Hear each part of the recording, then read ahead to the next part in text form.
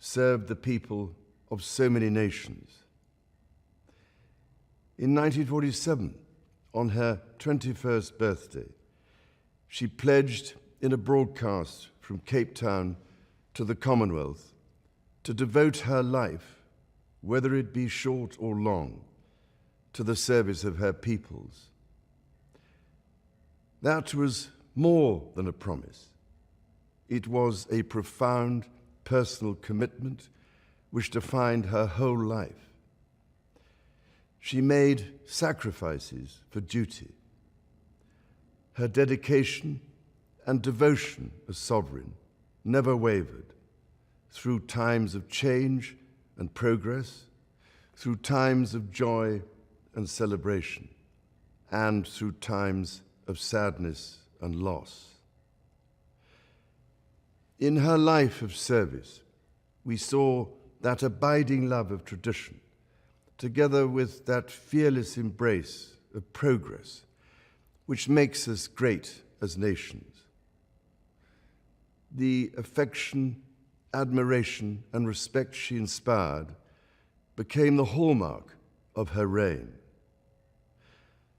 And as every member of my family can testify, she combined these qualities with warmth, humor, and an unerring ability always to see the best in people. I pay tribute to my mother's memory, and I honor her life of service. I know that her death brings great sadness to so many of you, and I share that sense of loss beyond measure with you all. When the Queen came to the throne, Britain and the world were still coping with the privations and aftermath of the Second World War, and still living by the conventions of earlier times. In the course of the last 70 years, we have seen our society become one of many cultures and many faiths. The institutions of the state have changed in turn. But through all changes and challenges, our nation and the wider family of realms, of whose talents, traditions, and achievements I am so inexpressibly proud, have prospered and flourished.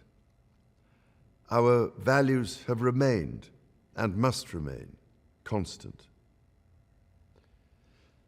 The role and the duties of monarchy also remain, as does the sovereign's particular relationship and responsibility towards the Church of England, the church in which my own faith is so deeply rooted.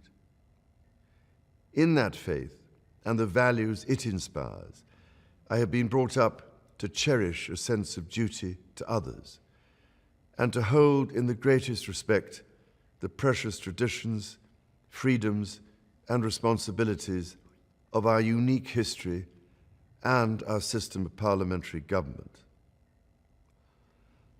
As the Queen herself did with such unswerving devotion, I too now solemnly pledge myself, throughout the remaining time God grants me, to uphold the constitutional principles at the heart of our nation.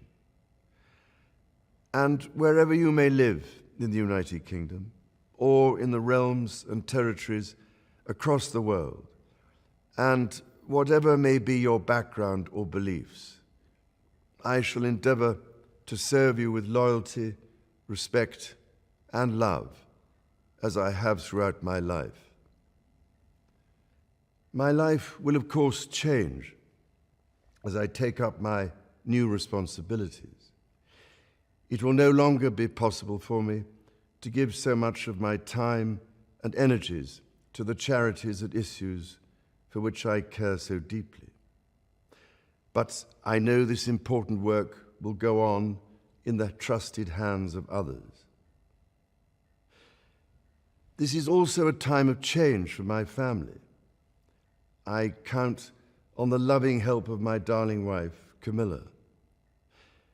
In recognition of her own loyal public service since our marriage 17 years ago, she becomes my Queen Consort. I know she will bring to the demands of her new role the steadfast devotion to duty on which I have come to rely so much. As my heir, William now assumes the Scottish titles which have meant so much to me. He succeeds me as Duke of Cornwall and takes on the responsibilities for the Duchy of Cornwall, which I have undertaken for more than 5 decades. Today, I am proud to create him Prince of Wales, Tywysog Cymru, the country whose title I've been so greatly privileged to bear during so much of my life and duty.